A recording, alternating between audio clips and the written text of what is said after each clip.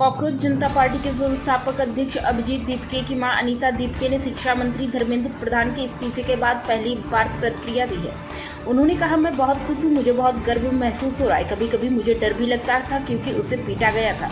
मुझे हमेशा चिंता रहती थी कि उसके साथ क्या होगा। उन्होंने उसे थप्पड़ मारा, मुझे बहुत बुरा लगा। मैं सो नहीं पाई, मैं सुबह 3-4 बजे तक जागती रही।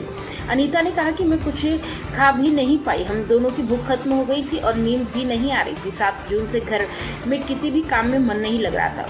उसने बहुत बढ़िया काम किया और अभी बहुत छोटा है, फिर भी उसने इतनी कम उम्र में इतना बड़ा काम कर दिखाया। मुझे उस पर बहुत गर्व है। वहीं दीपिका के पिता ने कहा, प्रेशर तो आया था क्योंकि ये पॉलिटिक्स और आंदोलन से मैं बहुत दूर था। बहुत प्रेशर था मेरे ऊपर और बाकी यूट्यूब पर भी मारने की थ्रेट आ रहे थे।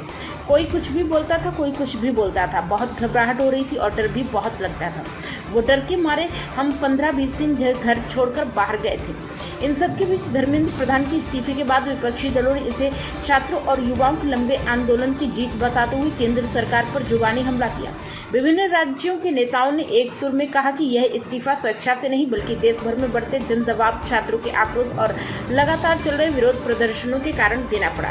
साथ ही विपक्षी नेताओं ने परीक्षा प्रणाली में व्यापक सुधार, पारदर्शिता और पेपर लीक मामलों के दोषियों के खिलाफ कठोर कार्रवाई की मांग भी दोहराई।